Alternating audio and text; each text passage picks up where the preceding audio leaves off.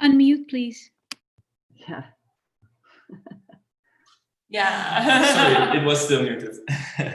Welcome everyone to this special online Wetenschap edition in collaboration with SPA 25. I'm Robert Hardy. I'm a biology student at the UVA at the Faculty of Science. And I'm Crystal Kuik. I'm a chemistry student, also at the UVA. The Beta Break is a discussion platform from the Faculty of Science, and we organize readings, monthly readings. Because of Corona, we are not able to organize our events on the faculty, so that's why we teamed up with SPA 25 to do this online event. Yeah, so this month we will this month we will focus on the female orgasm, and with our guests Jarenlang and Georgianis.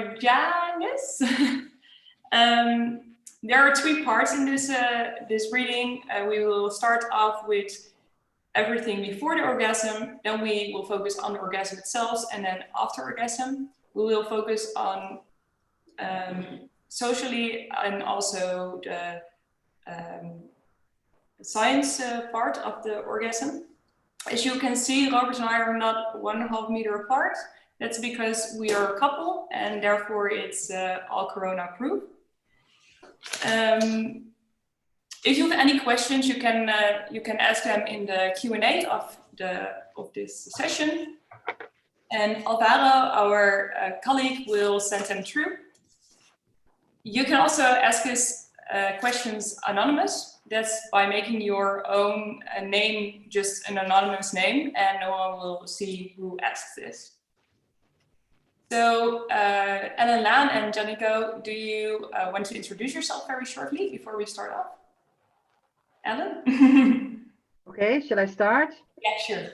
I'm a full professor of biopsychosocial determinants of sexual health. That's a mouthful. At the Amsterdam University Medical Center. My basic discipline is psychology. I'm a healthcare psychologist as well as a clinical sexologist. So that means that I, apart from doing research, I also see patients with complex sexual problems and chronic pelvic pain, and I teach. And I'm an activist as well. Okay. Because I think people don't know enough about the female orgasm and why it's so important. Yeah, that's exactly why we're here. Thank you. Janico. Yeah, so my name is Janico Georgiadis. I'm an associate professor of anatomy and neuroscience. I work in Groningen, which is very convenient right now because I don't have to travel so far. And I work in University Medical Center Groningen, where I am the head of the section of anatomy and medical physiology. So really a big part of my professional life is teaching, but I also do quite a bit of research, a part of which is focused on human sexuality, and especially the role of the central and peripheral nervous system therein. So I'm very interested in everything that relates to nervous systems and sexuality, including orgasms, obviously. So I think we'll talk about that a little bit more later on. Yes, thank you. Well, to start off the discussion,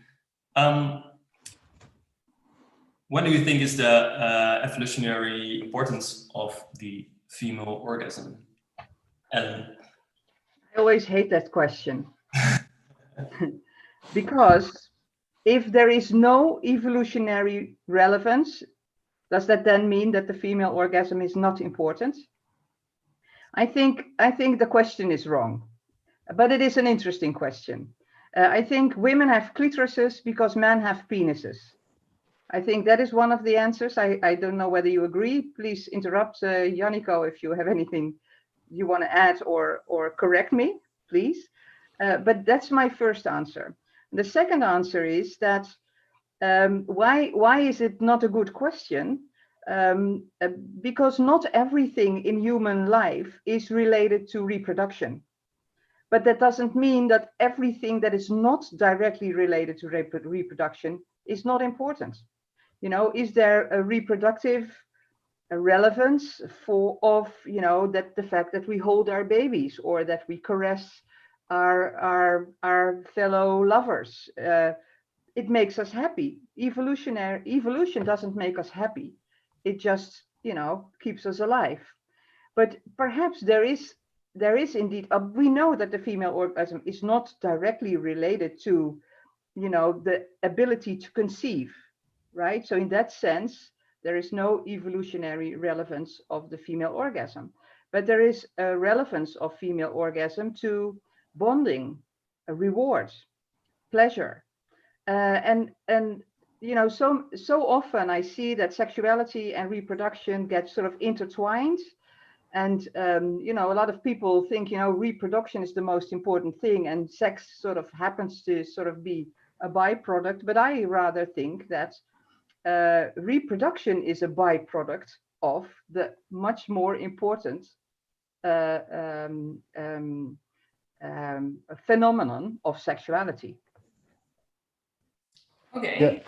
Is that also what you think, Janneke? Yeah. So by and large, I agree with this stance. I also believe that this is not, how should I put it? Maybe not a very scientific question, because it's very difficult to, if not impossible, to know the evolutionary purpose of anything. Exactly. Purpose in any case.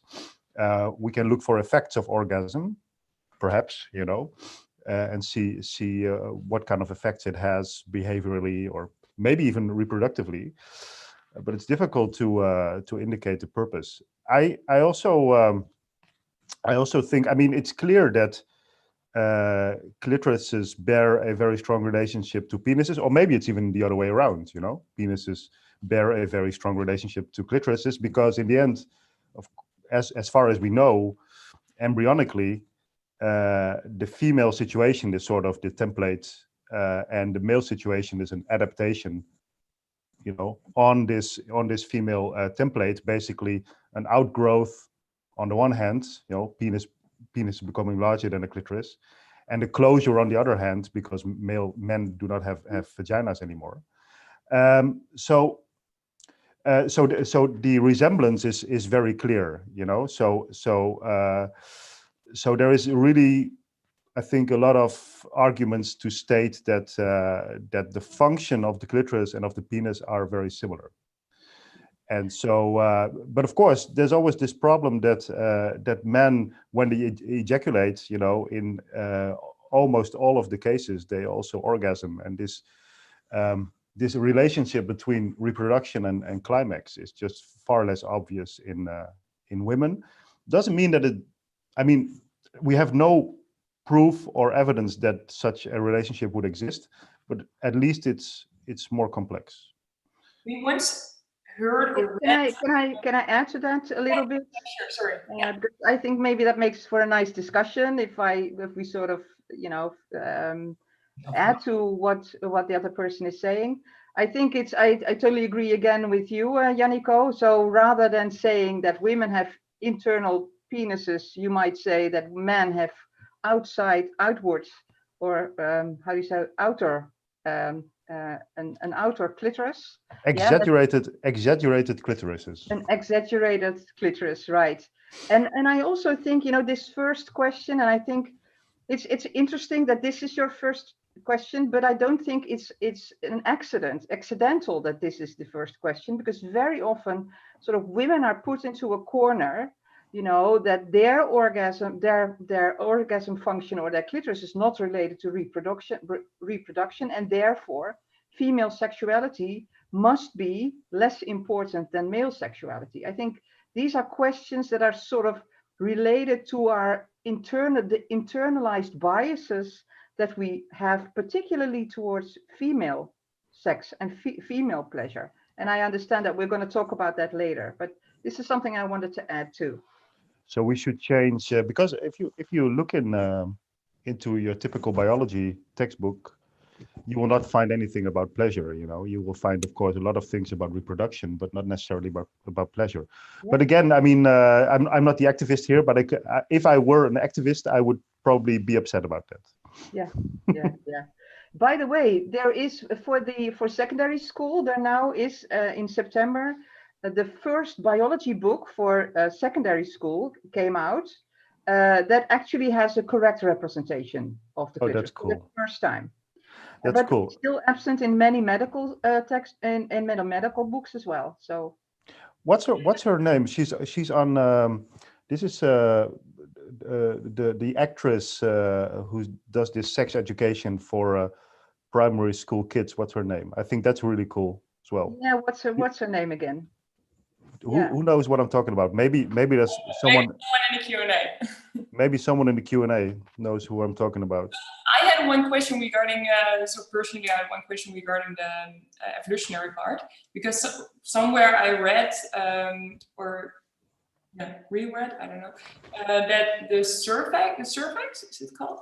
Cervix. Yeah, that's going to open a bit when you're climax as a woman, so that it Sucks up the semen. yeah. That's the Upsuck hypothesis. Yeah.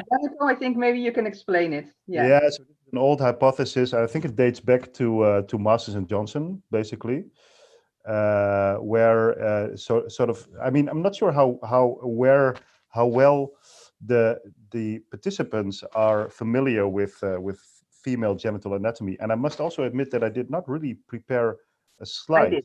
I did. Oh, that's very good. So maybe you can show it. Someone said that isn't it Emma Watson? No, it's not Emma Watson. No, but maybe you wanted to say something about that actress? No. No. Okay. And there's a question from the audience, which I think is. We're still in the middle of something. You sorry. were talking about the Upsuck hypothesis, right? Yeah. But the old Upsuck hypothesis, which would mean that there would actually be a role of the female orgasm in reproduction, that has been, I think, criticized by, I think, the best scholar that we have on female anatomy, physiology, and pleasure, and that's Roy Levin. I don't know whether you would agree, Janneke, and yourself, of course. Well, but he wrote a very interesting article on how semen, when it enters the vagina and sort of ends up in the semen pool before the cervix, first has to capacitate before it can actually fertilize an egg. So it must sort of remain there for a couple of hours.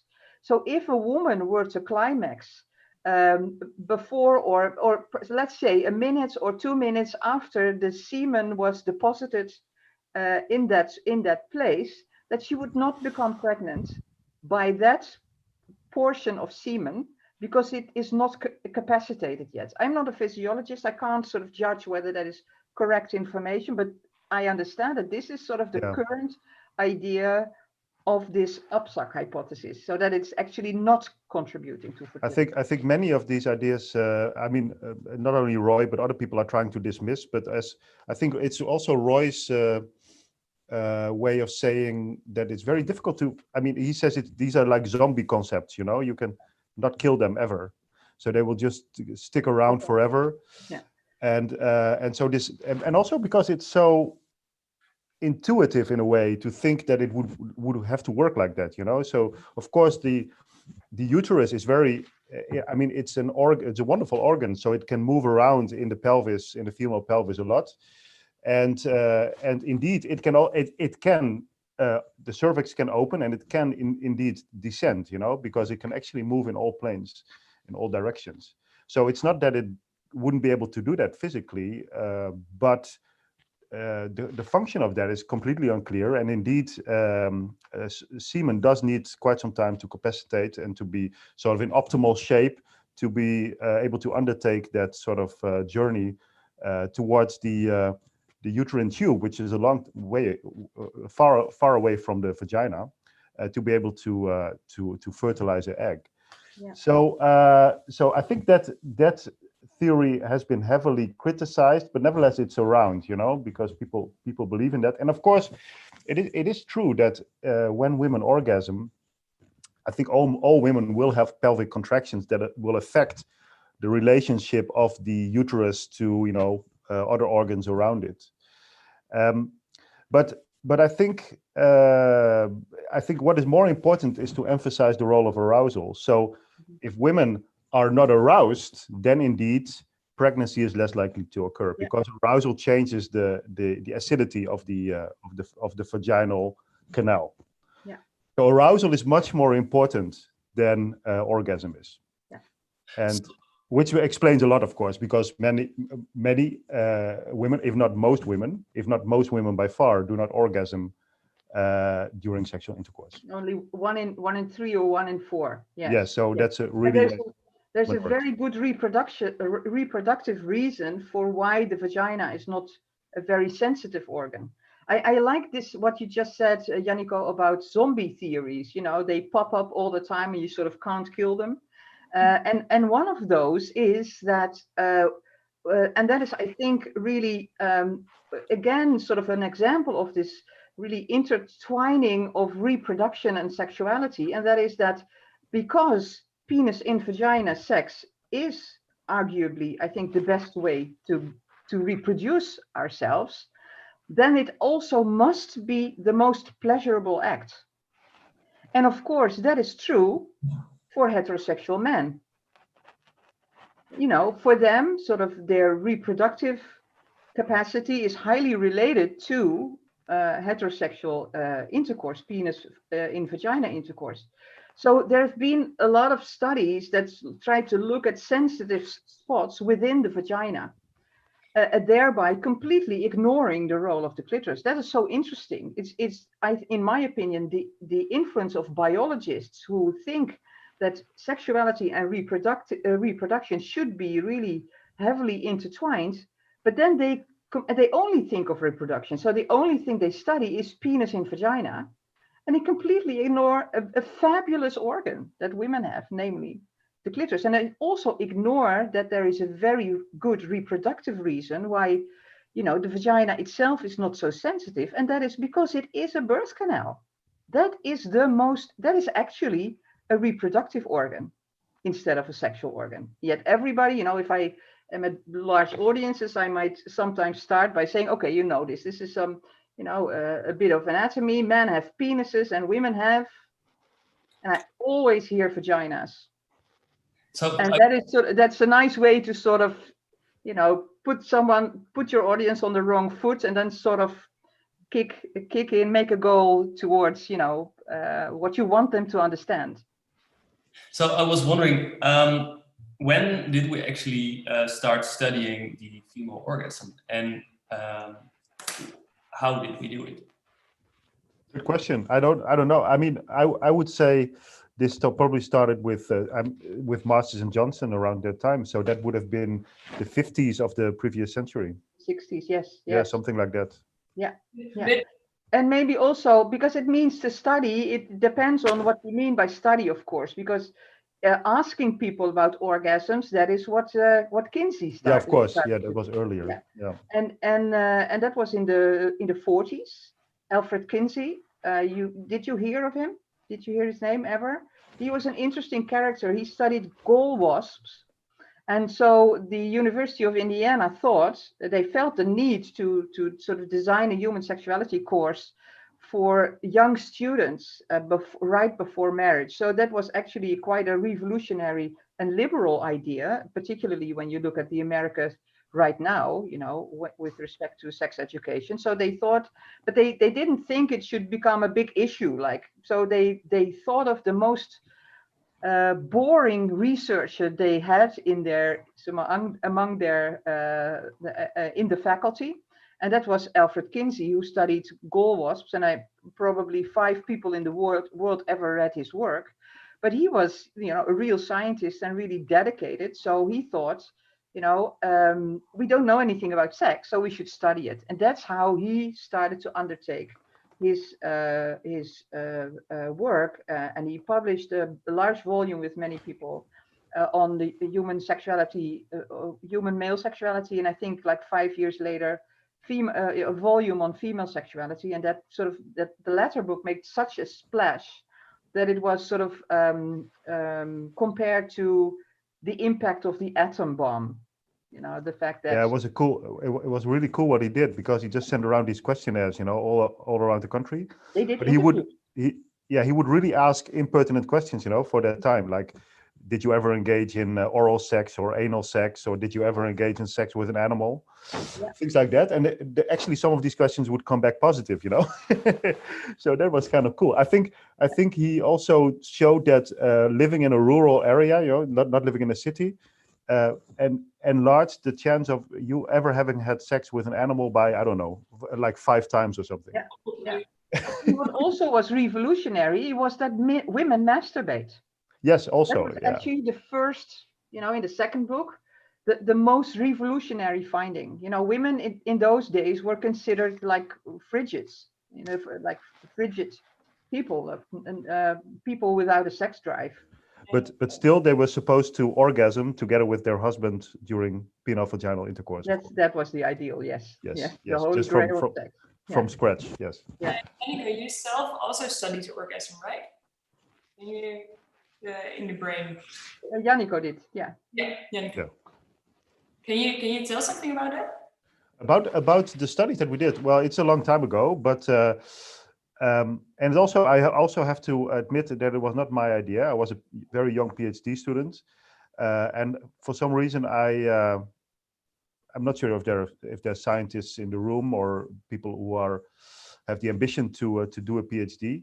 But when I did this, I didn't even have to apply. I just was asked to do an interesting PhD on human sexuality, and I asked what it was, and then my then supervisor said, yes, I want to study orgasms in the brain. So I had to think about it for a couple of minutes, and then I thought, well, you know, let's try to do that.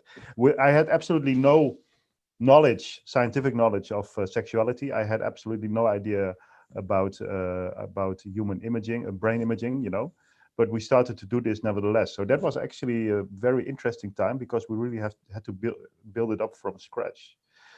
So we needed to find participants. We needed to find a way to do it in the first place. So participants were not easy to find, you can imagine, because people had to travel to Groningen. Of course, that was the most difficult thing to do. But then, of course, they had to be in a scanner, in a medical scanner, with their at least part of their body, and try to lie there as still as possible, and then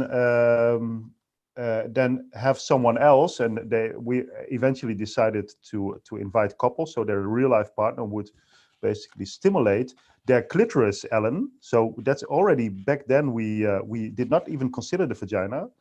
So because we also studied men, and we wanted to be able to compare them as good as possible. So clitoral stimulation, and then we did these experiments. And maybe I can just share a slide. Maybe it's kind of fun to do, if you will allow me. And I think I should have it. Let's see if I have it open. So I'm very badly prepared, as you. Maybe you can. No, I have it open. Okay, that's good. That's cool. Now I need to find my Zoom back. All right, I have a million things open, but I think this should be it. And I'm now going to try and look for it. Is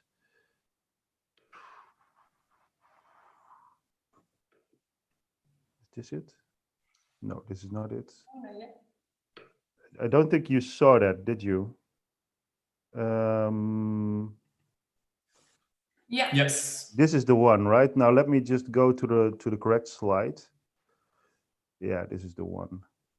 And so this is animated. It doesn't matter. So this is this was an old study. I mean, nowadays we would not do this in such a scanner. This is a positron emission tomography scanner. It is typically being used to detect cancer or brain disease like Alzheimer's disease or Parkinson's disease. But it's not typically used to study brain function. But at some point in the history of neuroscience, this was the machine to use.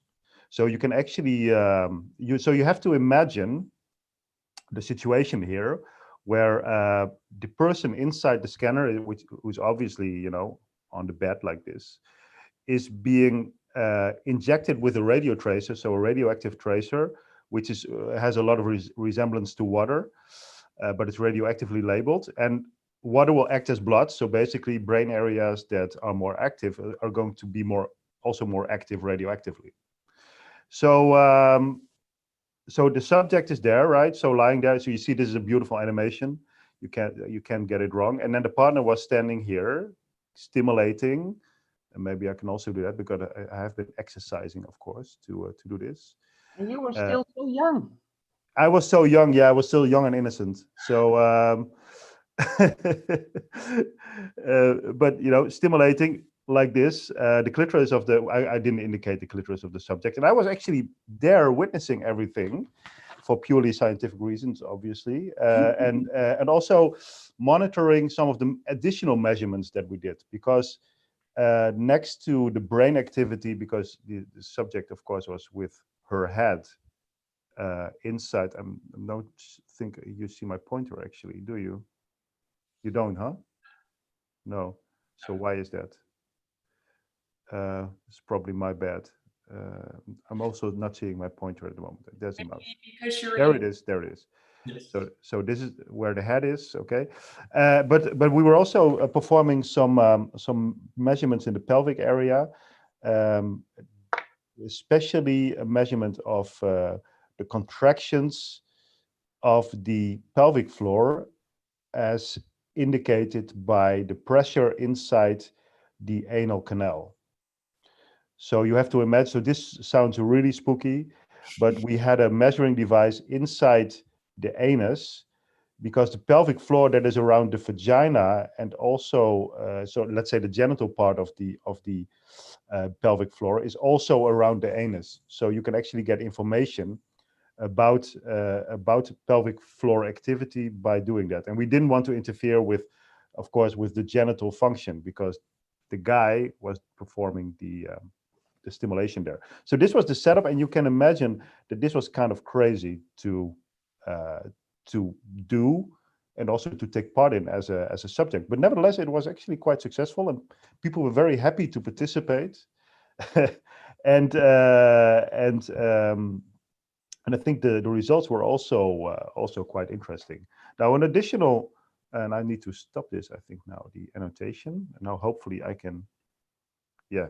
So an additional complication was that because of the technique that we used, the radioactive tracer has a half time of 2 minutes, this particular tracer. So basically we needed to do our scan not in a designated time window that was already known from the beginning of the scan. So people could not decide when to have an orgasm, you know, at their own convenience. We actually, the routine, the rhythm of the scanner determined when they could orgasm. So these people were practicing at home with cooking alarms to be able to have orgasm exactly at 8 minutes from a given time.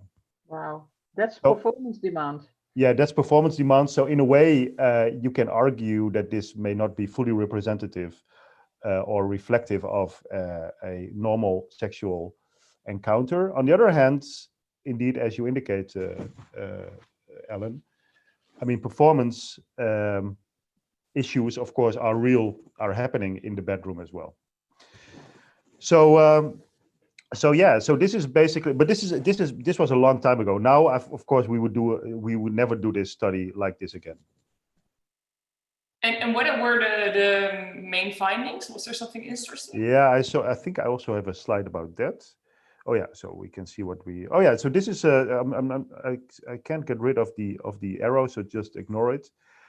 This is actually the device that we use to measure the pressure. And so this is the pressure signal inside the anus. You see, normally there is a rhythmic. So nothing is happening here. This is just rest, no sexual task whatsoever. So there's just this normal activity, sort of a wave. And you see, if you.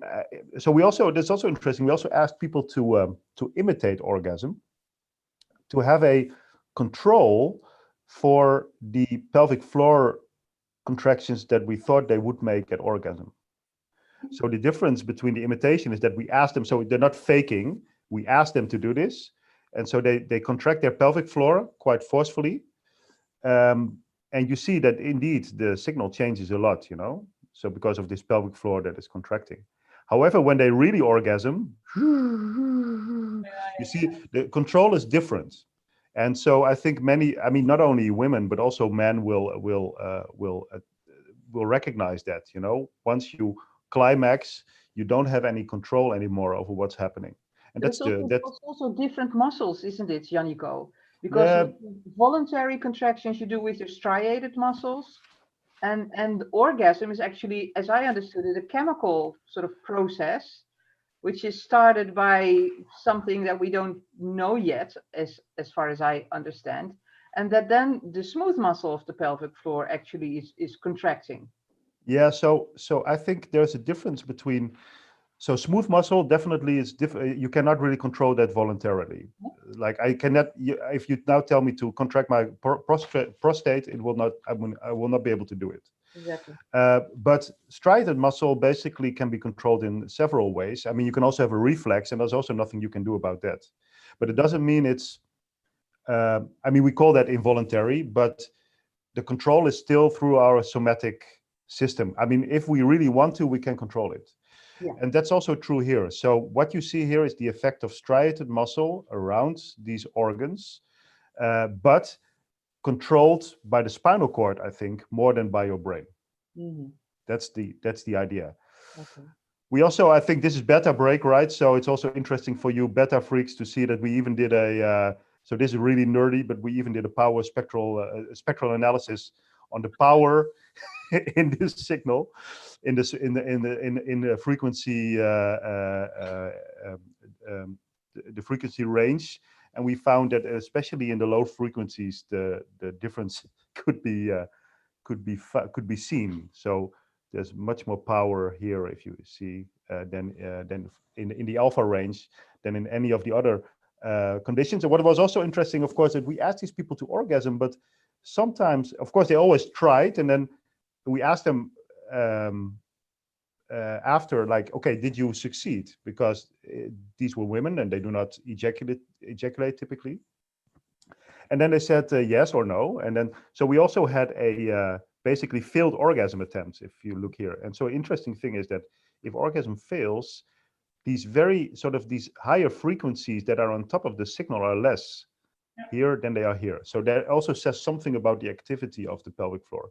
So again, this is very nerdy, but it does show sort of the kind of things that you could do with a task like this. Now, I think it's a wonderful study, Janiko, and it's also, I think, a marvelous design to think of the imitation condition, to also include a failed orgasm attempt condition.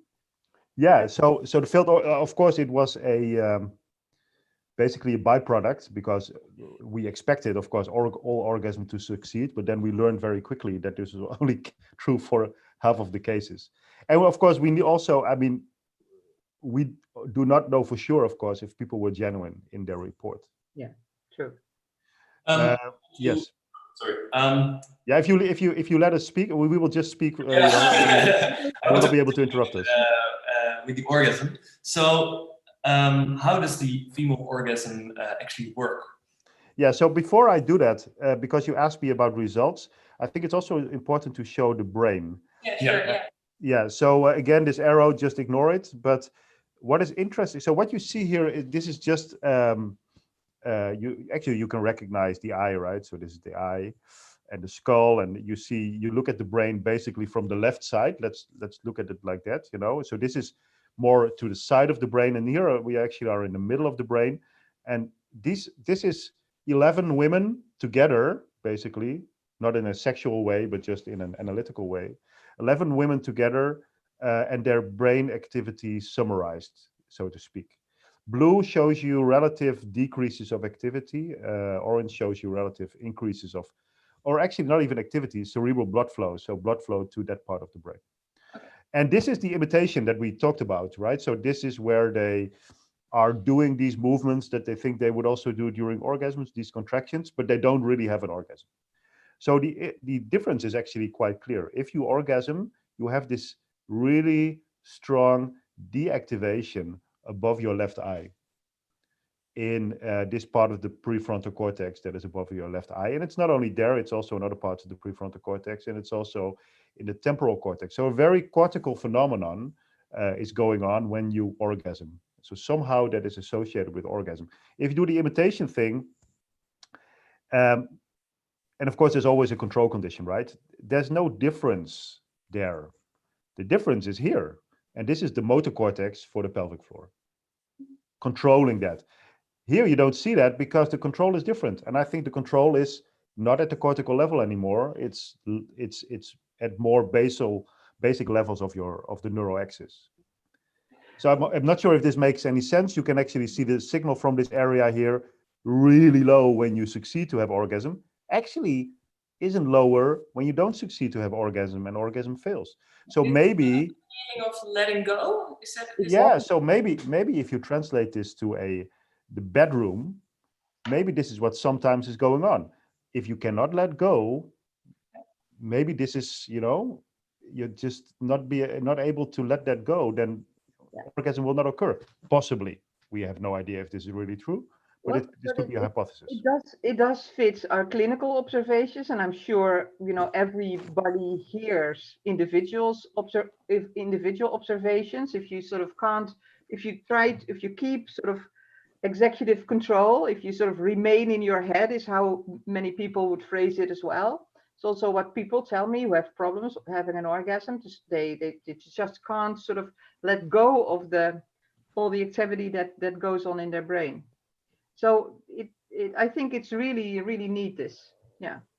I think it does fit, with a lot of observations. And I mean, I never see patients, so I envy you, Ellen, because you actually, you are really seeing the sexual behavior where it's relevant. I mean, of course, this is in a completely different. Well, people talk setting. about it. Yeah? I don't see it. People No, talk. okay, you don't see it, but nevertheless, a real life problem is always different from theory. Sure. And it's much more complex, I think. Yeah. I mean, you would probably be able to talk about that much more. But I think this does show you, and of course, these are old studies. I want to emphasize that. I think now we would try to do it even better and with better resolution, and try to perhaps prove some of the hypotheses that we have. But this is what we were able to do back then. So, Ellen, what happens during an orgasm in the body, in the clitoris? Well, I think Janneke already answered that question. I think the most important physiological phenomenon that is accompanying orgasm is pelvic floor contractions. And for the rest, I'm not a neuroscientist like Janneke is. So I think this is actually a question that Janneke can explain, or if there's anything more to say about it, there probably is.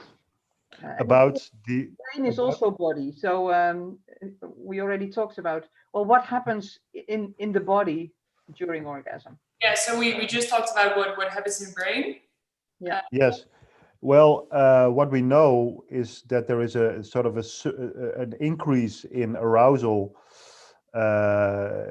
so in respiratory rate, in cardiac output, in blood pressure, and there seem to be really at the moment of orgasm, there seem to be sort of quite interesting sort of added physiological phenomena. For instance, respiratory rate really goes up and becomes very deep. Respiration becomes very deep.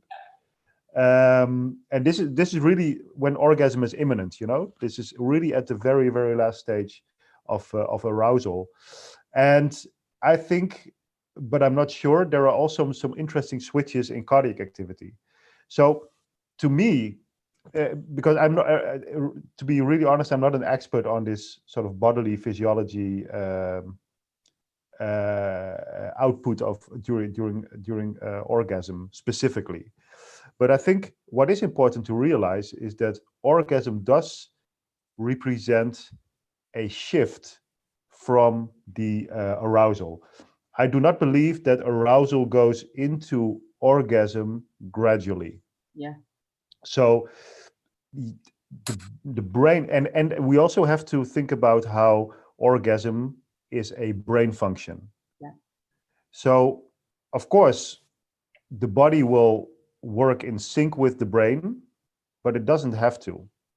So the orgasm is something that actually happens in your brain? Yes, Body because is to- we know this, for instance, from people with a spinal cord injury, Mhm. who usually have a different bodily physiology, because the control of that is different. The nerves that would control the organs inside the body may actually be interrupted by the spinal cord lesion. Mhm. But we also know that many of these people can still orgasm. Yeah, so is With- it a way to say that we don't actually need clitoral stimulation to orgasm? I No. think. Go ahead. We don't need to directly stimulate the clitoris in order to have an orgasm. But we do know that clitoral stimulation is the easiest way to reach orgasm. But you can orgasm through fantasy, or orgasm during a wet dream, an erotic dream, or some people can orgasm by having their nipples stimulated. But it does involve the clitoris, in the sense that the clitoris still becomes engorged with blood. So in that sense, the clitoris is not unrelated if it's not directly stimulated. You see the difference? Yeah. The clitoris is probably always involved in arousal and in orgasm. And you asked earlier about whether I studied the orgasm directly. I did not, but I did study arousal a lot, and I specifically looked at vaginal pulse amplitude as a measure of genital response.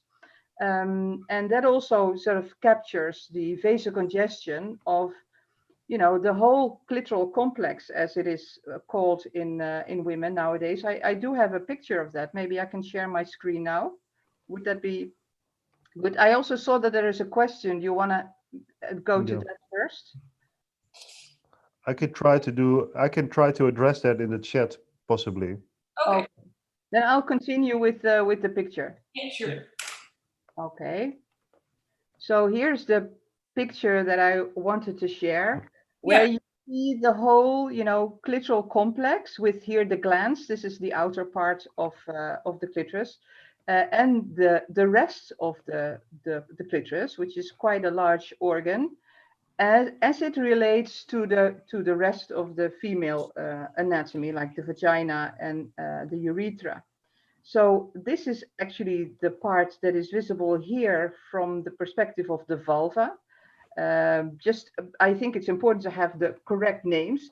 A lot of people call this the vagina, but this is the vulva, because this is the vagina, or at least this is the vaginal entry. This is the vaginal entry, and this is the vagina. So there was I think 2 years ago, there was sort of an election, or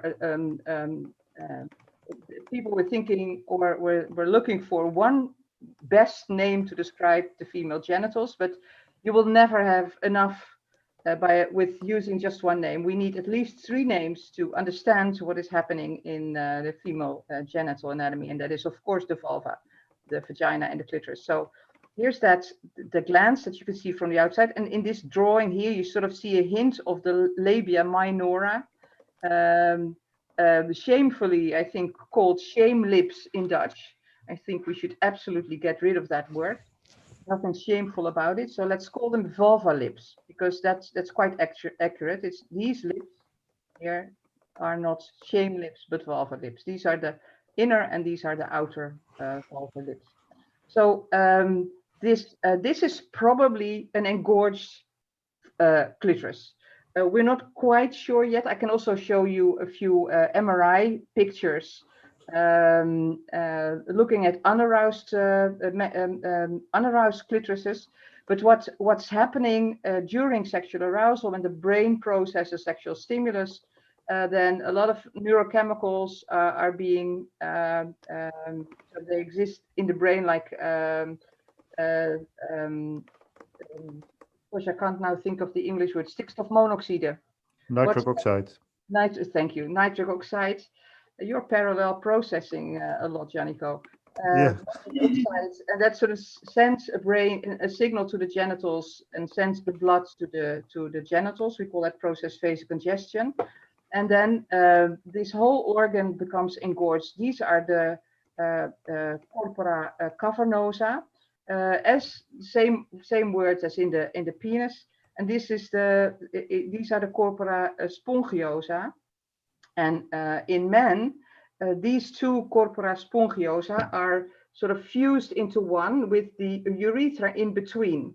So that is what Janniko was talking about when he was saying that actually the female anatomy is the default state, because we still have 4 erectile organs, so to speak, and in man 1 is fused, 2 are fused into 1.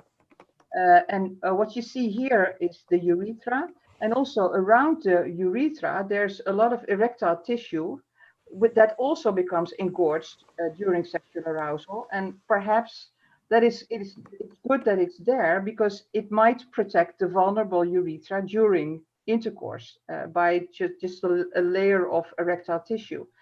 And a lot of people are referring or thinking that the G-spot is a separate organ, but probably what we call the G-spot is just, the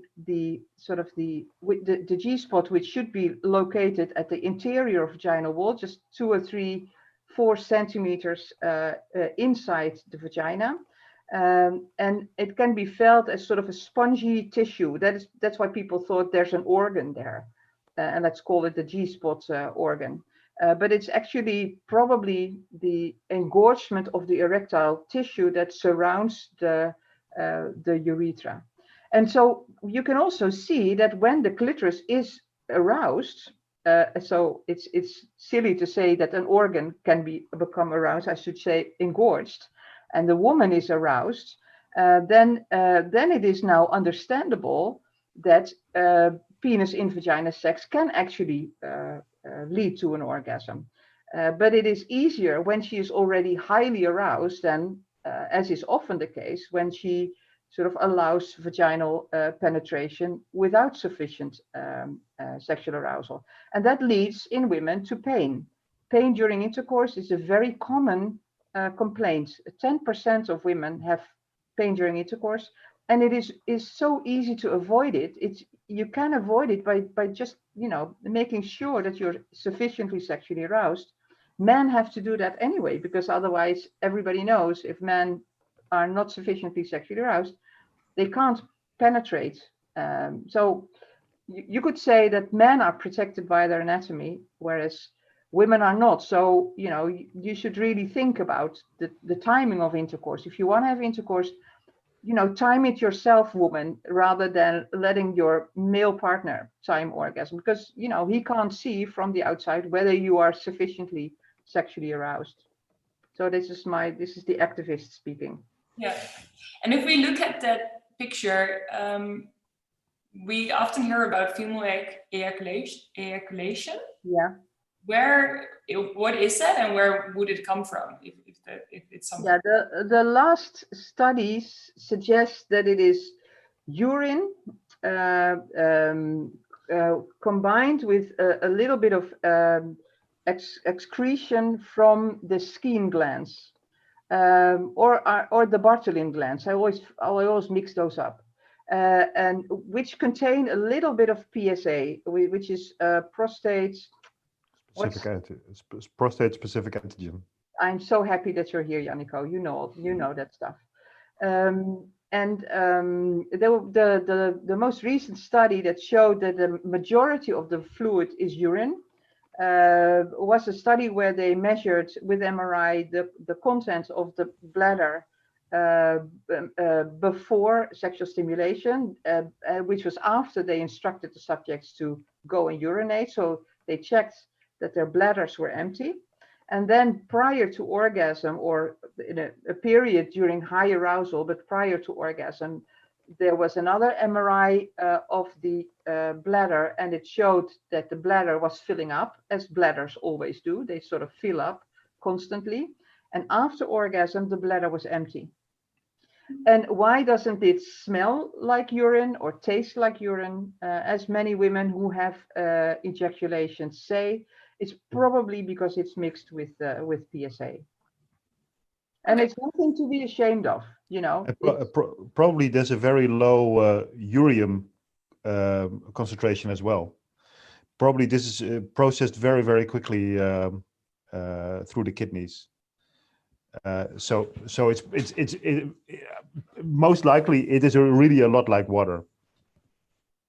So what are the main similarities and differences between male and female orgasms? In what sense? In experience or? Well, in the brain but also in experience. So in the brain, I mean, in the brain we have basically shown more similarities than differences, as far as we could show, of course. I mean, I told you about the limitations that we had. We did basically a very similar experiment with male participants, but then with their female, it was very normosexual, with a female partner stimulating them. And so we found very similar results. Few differences, but many more similarities. I think the question indeed you have to ask is what are you interested in? I mean, the brain activity that we can show is not necessarily the same as the qualitative experience of that orgasm. They are not equal. So there was this famous study really a long time ago where people were asked just to describe their orgasm, right? Just they got a piece of paper and a pen, and they were just asked to describe the quality of their orgasm. So what do you feel?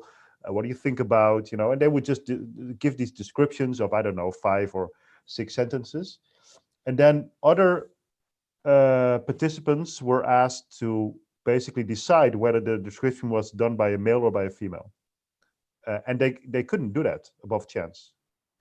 So so it does indicate that the experience, as we perceive it, or the quality of it, seems to be very similar across genders, and that also makes a lot of sense to me, you know, because this is a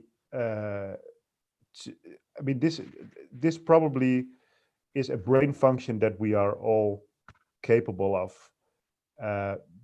Maybe it has evolved indeed because it is connected somehow to our genital function.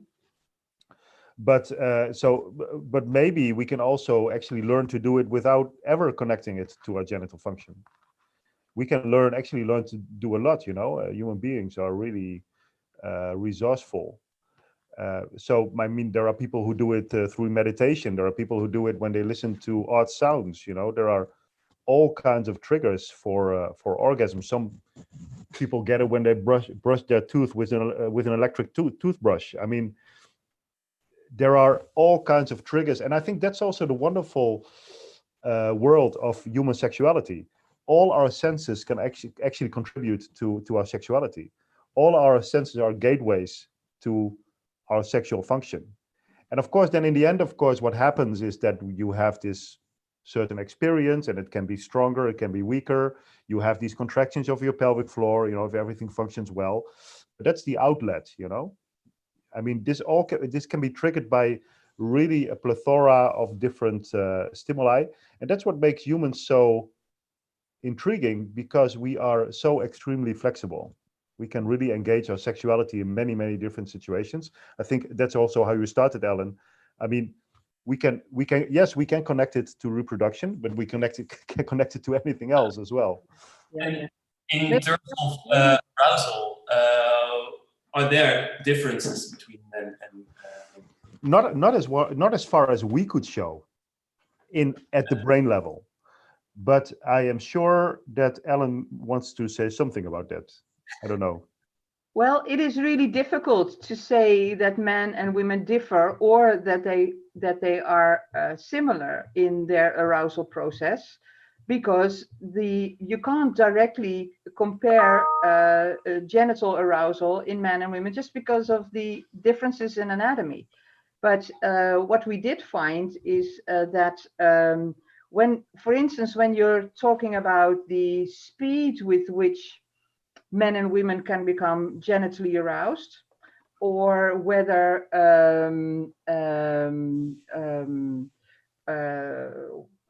I forgot what I wanted to say. Let's focus on the speed first.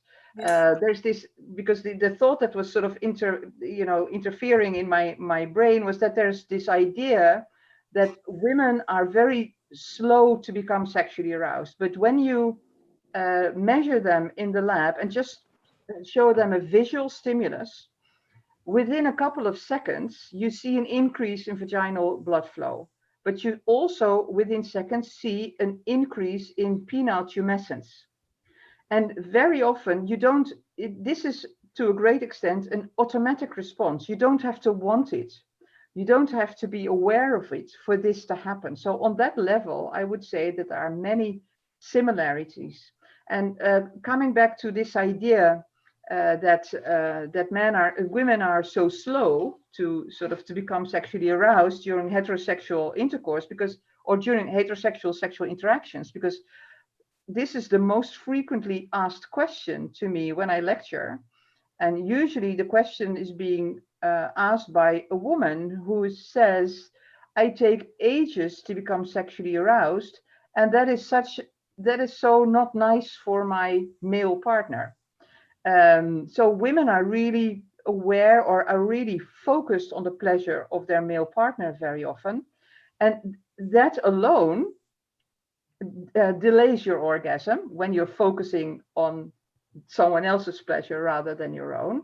So that may be a reason, but also because, in heterosexual lovemaking, there's a lot of stimulation going on that facilitates male orgasm and not female orgasm. So always when I think, I hear this myth, there's also this myth going around that it takes women 20 minutes for arousal. There's no study that shows, that women take 20 minutes or 2 minutes or 30 minutes, or there's just no, so I don't know where that story came from. But everybody's repeating it. That's another zombie story, Yeah. by the way. But if you ask me, having done a lot of lab studies, also when it comes to arousal, there's a lot of it is very similar. And of course, the mechanism of arousal, from the brain sending chemicals downstream to invoke vasocongestion, is also similar in men and women. And actually, there's a lot of evidence these days that a lot more is similar. For instance, a very recent meta-analysis of 61 fMRI studies where they had male and female subjects in the lab being exposed, or be in the fMRI scanner being exposed to visual erotic stimuli.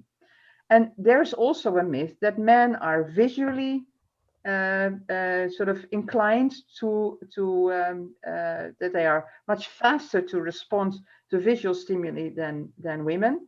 And that fMRI study, or that meta-analysis of 61 fMRI studies, did not find any differences in brain activity between male and female brains when exposed to visual stimuli. So here's another myth debunked. And there's a lot of data suggesting that men and women are way more similar than they are different. We quickly want to touch the point of problems during orgasm and during sex in women. We already kind of talked about it when you talked about the insecurities, I think. Mm-hmm. What are the main problems when you look at female orgasms? I think the main problem that women have is that they are not being taught that their orgasm is important. Just now think back of your first question. Yeah. They are not being told during sex education that they are not being shown the anatomy of their clitoris. They are being told that sex is penis in vagina. And they see when they are heterosexual, they see their male mates, enjoying this stuff so much that they think, what is wrong with me that I'm not enjoying it that much, that I'm not getting this orgasm? Well, because your partner is having sex with your reproductive organ. If you totally leave out the clitoris. So, and also there's more, and that more also means that women are being taught not to be too open about their needs and desires, because then you're a slut. You know, women sort of have to walk this very small line between, you know, being, gosh, what's the English word for cows? Being modest, between being modest, which is still favored in women, also in our sort of tolerant country, and being a slut. You know, there's not a lot of leeway there. So, I think it's also not good for the men with whom they are having sex, because they are sort of also being left on their own to sort of discover, you know, what would be good and what would not be good, you know, given that you know, men and women have different bodies, different genitals. And so it has to do with what kind of activity do we find the most acceptable. It has to do with the fact that we raise young women to sort of be too modest about this. So why is there some kind of taboo on the female orgasm? For example, our event, we promoted it on Facebook, but Facebook didn't want us to promote it. It's amazing. I wonder whether the same. Yeah. Yeah. Do you think the same would have been true if this would be an event on male orgasm? Well, I don't think we know, but it is interesting that at least, you know, this was blocked on Facebook, and this taboo on female lust, not necessarily orgasm, is really, really, really old. It goes way beyond, you know, before Christ. Because and well, let's take Christianity as an example. In this doctrine, and it's different in the Quran, by the way, but in this religious doctrine, there is this dilemma that as a species we can only, you know, remain alive, or we can only keep us from becoming extinct if we have sex, right? But this idea was that, you know, okay, sex is a necessity. That's why there's always been an abortion ban. Babies must be born, but preferably without a lot of lust, because lust was thought of as sort of low, vile, and you know, the spirits were the body was being regarded as low, and spirits were regarded as high, as desirable. So that's how only penis in vagina sex became sort of the legitimate type of sex. But it is very interesting that, you know, in the Victorian ages, we tended to look upon women as frigid, whereas in the Middle Ages, for instance, and also in earlier times, women were thought of as, you know, dangerous seducers. There's also a lot of misogyny here going on throughout the ages in, I think, most of our societies, irrespective of religion. There's a lot of fear of women, of these, you know, there's this quote by Shorter that goes like this, and I think I know it by heart. Women are furnaces of carnality, like ovens of hotness, you know, of flesh. So ovens of carnality, who time and again will lead men to perdition if given a chance. And those women are dangerous because they distract men from their societal duties. And men were portrayed as sort of the victims of these seductive women. Women with a clitoris in the 15th century were seen as witches. And their clitoris, and at that time their outer clitoris, was seen as the devil's teat, the speen in Dutch, the soother, the baby soother of the devil. So there are a lot of negative qualifications, you know, shame lips. It's perpetuating until this age, and still there are societies where women sort of have to sort of put veils on their bodies so as to not seduce men. So of course these were all patriarchal societies already. So I think that patriarchy and misogyny have a lot to do with the taboo on female pleasure, and the idea that women are still thought of as dangerous, dangerous seducers. That really breaks my heart as a egalitarianist, I think is a better word. I used to call myself feminist, but since a couple of days I spoke to young people and I decided that perhaps it's better to call oneself egalitarianist, if that's a word. But I'm all for equal rights, also when it comes to pleasure. And if we look at education play a big role here. Yeah. How can we improve education? And there is also an education question from the audience, and it was, why will children in primary school require sexual education? That seems strange and inappropriate. Oh, interesting.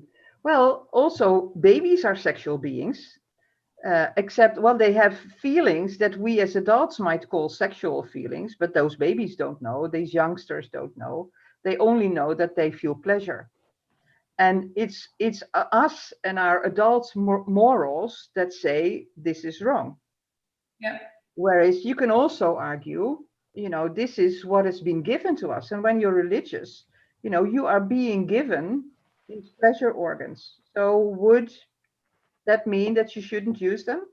And of course, it's good that we have some ground rules in place. For instance, that adults don't mess with kids sexually. And I think that's a very good rule. We also have this taboo on incest, which I think is also very good. Any sort of unequal relationship between two partners engaging in a sexual act has the potential to be damaging to our mental health. So in that sense, I think what we know from a recent study that is the younger you start sex education, the more you protect them. There's this idea that is alive among a lot of, take Poland. Poland is now a country where giving sex education is being criminalized. Did you know that? Prior to this whole ban on abortion, which is now, I think, fortunately being forcefully, opposed by men and women in Poland as I speak, maybe. But in these weeks, the end of last year, there was a law by the Polish government that forbids giving sex education to young people, and they said that is in order to protect them. And it was also the Catholic Church that said we need to protect our kids by not giving them sex education. I don't think kids are really safe in the hands of the Catholic Church, but that's another matter. But we know from research is that the more sex education you give kids, youngsters, adolescents, kids, and the more sex education you give them, the later they start with sex on their own. So maybe if you allow me just to add something to that from a more, perhaps more a neuroscientific or a neuropsychological perspective. I think what matters is that you're born with certain genetic makeup. You're born with your genital apparatus in place. But everything still needs to develop, and so I think we must not underestimate that as human species we need to learn a lot. Not only as a human species, many species need to learn. So it's not like there's a button for sex that you hit and then it will all work. It is the result of a lot of learning. And a lot of that learning, and I think that is also what Ellen means, actually takes place at a very young age, even though it's not directly connected to sexuality, because I think you only start to appreciate sexual stimuli as sexual once you hit puberty, but it still plays a very important role in your preferences and the kind of things that you're drawn to. And so all of the institutions that are important in this world, like the church, but also, I mean, other social institutions, basically shape this. You know, they shape preferences on a group level, on an individual level, and basically these are all inhibitions. I mean, you very rarely encounter, let's say, stimulatory. Like, okay, let's have sex in this way. You have a big campaign from the government. Let's have oral sex and let's do it like this. It never happens, of course. But you could do it. I mean, you could try to use that kind of strategy as well, but it never happens. It's always inhibitory, because I think we are all afraid that this is a very strong force that we need to regulate. Yeah. In a way, this is true, of course. It is a strong force, but it's really interesting. I mean, many animals, of course, do not have the prefrontal cortex that we have, so their regulation is much less complex. It's much more related to their immediate environment, to their internal hormonal system. We have this really fantastic and wonderful prefrontal cortex that allows us to take so many different aspects into account, but in the end it's all about inhibiting.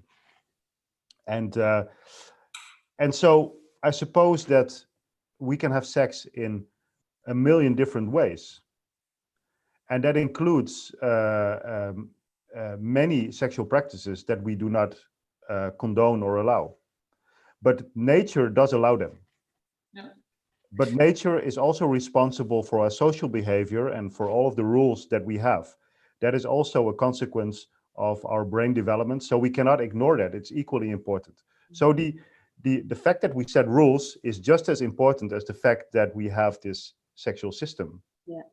So But they have to work together. Yeah, but it is what is interesting. I totally agree with what you say, Jannico. Is that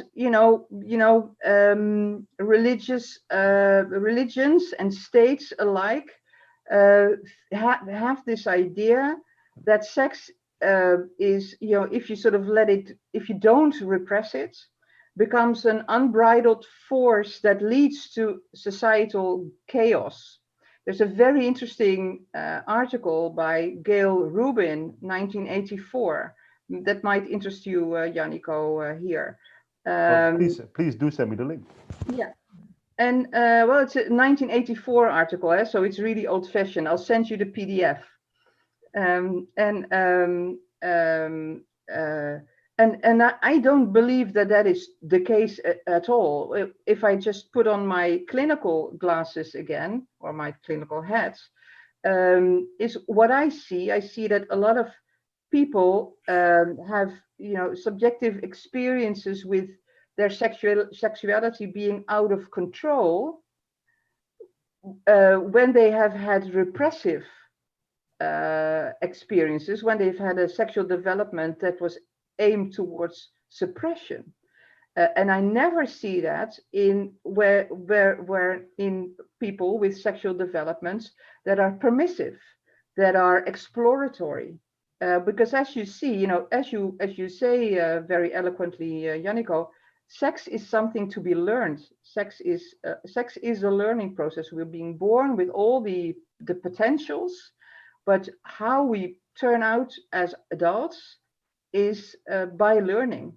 And that is usually where the gender differences occur, because we have very different norms about what is acceptable for men than what is acceptable for women. So it's probably not a surprise that boys, with all their positive experiences and their reinforcement, know by the time they want to have sex with another person, know pretty well what is pleasurable, whereas because we don't educate women and girls enough, girls usually, they have this idea, sex is penis in vagina. That's our definition of sex. We should have a different definition of sex, or the first time, I mean.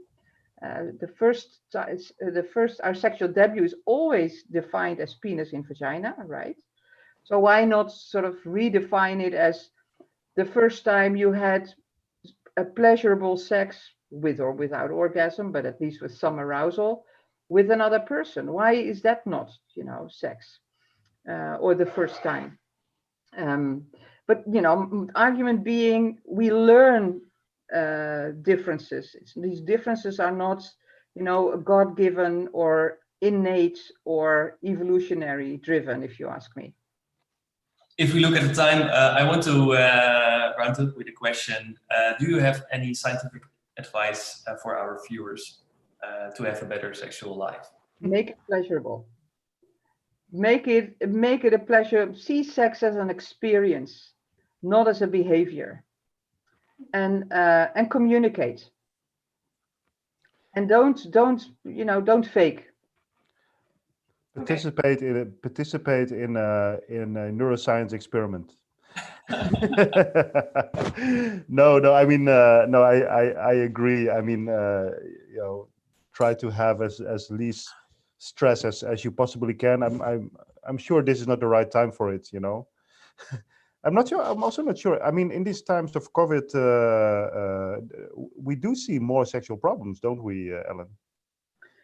I don't see a lot of more, but I have another, I see only people with somatic or mental comorbidity with their sexual problems are sort of are indicated to be seen by us in our clinic. So I don't really see a lot of, these drops and increases due to these environmental changes. So maybe in a first line sexology practice, you might see that people have more problems. I'm sure. But COVID can also be, a quieter time where you have more time to relate to the partner that you live with and that you want to have sex with. And maybe I can use the final words to say something about the association that I founded. Seksueel Welzijn Nederland. The goal of Sexual Wellbeing Netherlands is to change our view of what sex is, to make pleasure and equality in pleasure the norm. And if you want to join, feel free to join. Okay, that's cool. Ellen, Janneke, I want to thank you for participating in this Better Break edition, and I want to thank all our viewers and Spui25 for helping us with this event. And so next month we organize another Better Break edition, also together with Spui25. It's about science and conspiracy, so also very interesting. And that's it. Yes, thank you so much for joining, and thanks for having us.